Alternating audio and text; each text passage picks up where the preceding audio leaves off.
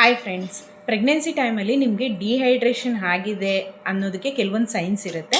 So ಅದೆಲ್ಲ ಯಾವ science, ಯಾವ ಥರ ನಮಗೆ ಗೊತ್ತಾಗುತ್ತೆ ಪ್ರೆಗ್ನೆನ್ಸಿ ಟೈಮಲ್ಲಿ ನಮಗೆ ಡಿಹೈಡ್ರೇಷನ್ ಆಗಿದೆ ಅಂದರೆ, ಫ್ರೆಂಡ್ಸ್ ಸಿಮ್ಟಮ್ಸ್ ಹೇಳ್ಬಿಡ್ತೀನಿ. ಫ್ರೆಂಡ್ಸ್, ನಿಮಗೆ ತುಂಬಾ ಸುಸ್ತಾಗ್ತಾ ಇರುತ್ತೆ, ಹಾಗೆ ಏನು ಕೆಲಸ ಮಾಡೋಕ್ಕಾಗಲ್ಲ, ತುಂಬ ಟಯರ್ಡ್ ಅನಿಸ್ತಾ ಫೀಲ್ ಆಗ್ತಾ ಇರುತ್ತೆ. ನಿಮಗೆ ಲಿಪ್ಸ್ ಎಲ್ಲ ಡ್ರೈ ಆಗ್ತಾ ಇರುತ್ತೆ, ಹಾಗೆ ಕಾಲಲ್ಲೂ ಕೂಡ ನಿಮಗೆ ಡ್ರೈನೆಸ್ ಅನ್ನೋದು ಜಾಸ್ತಿ ಆಗ್ತಾ ಇರುತ್ತೆ.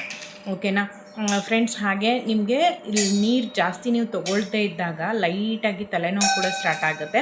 ಪ್ರೆಗ್ನೆನ್ಸಿಯಲ್ಲಿ ನಾವು ಡಿಹೈಡ್ರೇಟ್ ಆಗದೇ ಇರೋ ಥರ ನೋಡ್ಕೋಬೇಕು ಫ್ರೆಂಡ್ಸ್. ಅದಕ್ಕೆ ನೀರನ್ನ ನೀವು ಜಾಸ್ತಿ ಕುಡೀರಿ. ಆಮೇಲೆ ಇನ್ನೊಂದು ಏನಂದರೆ, ಬಾಯಾರಿಕೆ ಆಗೋವರೆಗೂ ಬಿಡಬೇಡಿ, ಸ್ವಲ್ಪ ನೀರು ತೊಗೋತಾನೇ ಇರಿ. ಓಕೆನಾ? ಸೊ ಹಾಗೆ ನೀವು ತೊಗೊಂಡಾಗ ಡಿಹೈಡ್ರೇಷನ್ ಪ್ರಾಬ್ಲಮ್ ಅನ್ನೋದು ಬರೋದಿಲ್ಲ. ಡಿಹೈಡ್ರೇಷನ್ ಪ್ರಾಬ್ಲಮ್ ಬಂತು ಅಂದರೆ ನಿಮಗೆ ಕಾನ್ಸ್ಟಿಪೇಷನ್ ಕೂಡ ಜಾಸ್ತಿ ಆಗುತ್ತೆ. ಅದು ಪ್ರೆಗ್ನೆನ್ಸಿ ಟೈಮಲ್ಲಿ ನೀವು ನೀರನ್ನ ಹೆಚ್ಚಾಗಿ ತೊಗೋಬೇಕು. ಹಾಗೆ ನಮ್ಮ ಬಾಡೀಲಿ ವಾಟರ್ ಅನ್ನೋದು ಜಾಸ್ತಿನೇ ಇರಬೇಕು ಫ್ರೆಂಡ್ಸ್ ಪ್ರೆಗ್ನೆನ್ಸಿ ಟೈಮಲ್ಲಿ. ಇಲ್ಲ ಅಂದರೆ ಮಗು ಬೆಳವಣಿಗೆ ಕೂಡ ಪ್ರಾಬ್ಲಮ್ ಆಗುತ್ತೆ. ಓಕೆನಾ ಫ್ರೆಂಡ್ಸ್? ಇದೇ ಥರ ನಿಮಗೆ ಪ್ರೆಗ್ನೆನ್ಸಿ ಟಿಪ್ಸ್ ಬೇಕಿತ್ತಂದರೆ ವರ್ಷ ಬೇಬಿ ಗ್ಲೂಮ್ ಚಾನಲ್ನ ಸಬ್ಸ್ಕ್ರೈಬ್ ಮಾಡ್ಕೊಳ್ಳಿ, ಲೈಕ್ ಮಾಡಿ, ಶೇರ್ ಮಾಡಿ. ನೆಕ್ಸ್ಟ್ ಪಾರ್ಟ್ 5 ಸಿಗ್ತೀನಿ ಫ್ರೆಂಡ್ಸ್. ಬಾಯ್.